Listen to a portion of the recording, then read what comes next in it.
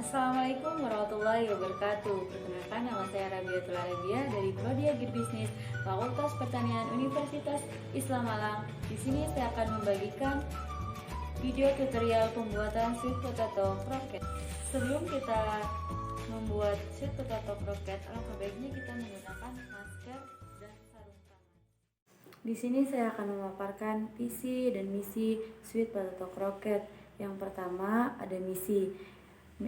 Visi yang pertama menjadikan sweet potato croquette sebagai makanan yang disukai oleh seluruh lapisan masyarakat. Yang kedua ada visi yang pertama meningkatkan produk yang bergizi sehat. Yang kedua menciptakan produk makanan yang dapat terjangkau untuk semua kalangan masyarakat.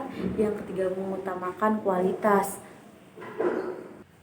Selanjutnya, produk yang saya buat di sini adalah sweet potato croquette. Produk ini dibuat dari bahan baku kentang yang akan diolah menjadi sweet potato croquette dalam bentuk frozen food. Selanjutnya ada peralatan dan bahan yang digunakan. Yang pertama ada peralatan yang pertama ada panci, baskom, ulekan, piring besar, piring kecil, toples besar, pisau, sendok, talenan, wadah kemasan, plastik, kompor, dan gas. Yang kedua ada bahan baku yang digunakan yang pertama ada kentang, margarin, keju parut, susu bubuk, kaldu jamur, tepung maizena, tepung roti, telur, dan telur puyuh. Selanjutnya untuk tahapan pembuatan, frozen food memiliki berbagai macam tahap.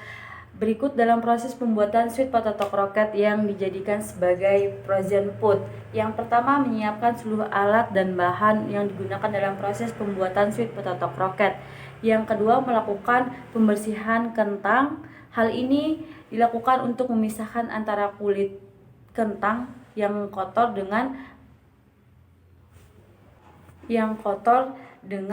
daging buah.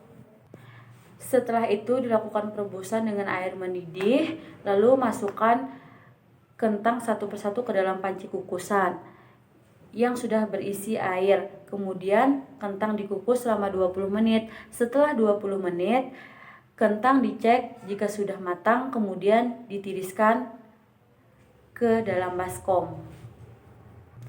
Setelah kentang ditiriskan dan sudah dingin, kemudian dilakukan prosesan pelembutan kentang. Pelembutan dilakukan menggunakan ulekan yang sudah dilapisi plastik. Yang kelima, setelah melakukan pengulekan hingga lembut, proses yang selanjutnya adalah penambahan bumbu-bumbu dalam adonan sweet potato croquette. Bumbu yang ditambahkan ke dalam adonan seperti margarin, garam, telur, susu bubuk, keju parut, dan lain sebagainya. Setelah keempat bumbu tersebut ditambahkan dan sudah diaduk merata, kemudian ditambahkan tepung maizena dan diaduk kembali hingga merata.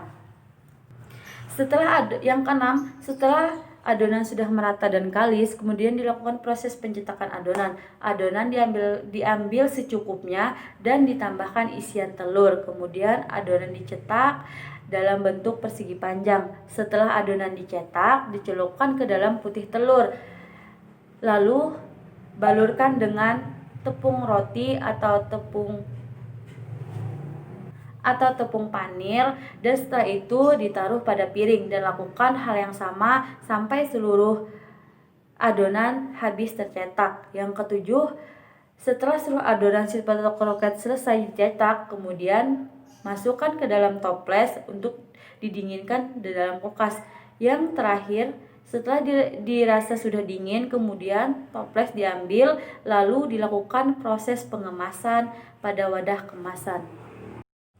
Selanjutnya ada target pasar. Pada umumnya sweet potato ini target pasarnya untuk ke semua kalangan, mulai dari anak-anak, remaja, dewasa, bahkan sekalipun orang tua. Alasannya karena kami merasa semua kalangan atau semua orang suka dengan sweet potato croquette dan makanan siap saji. Selain itu, sweet potato croquette ini bisa menjadi makanan cemilan saat kita bersantai. Selanjutnya ada siklus produk olahan sweet potato croquette. Siklus ini saya katakan pada tahap pengenalan. Kenapa saya katakan pada saat pada tahap pengenalan karena usaha sweet potato rocket ini baru saja direncanakan sehingga siklusnya baru berada di tahap pengenalan. Yang selanjutnya, saran saya untuk perusahaan olahan sweet potato rocket adalah memaksimalkan keseluruhan strategi pemasaran pada tahap pengenalan agar dapat beralih menuju ke tahap selanjutnya yang merupakan puncak dari tahap produk life cycle dengan memperbanyak promosi dan membangun referensi merek dan juga memaksimalkan jangkauan informasi produk serta memberikan inovasi-inovasi baru untuk produk agar lebih berkembang.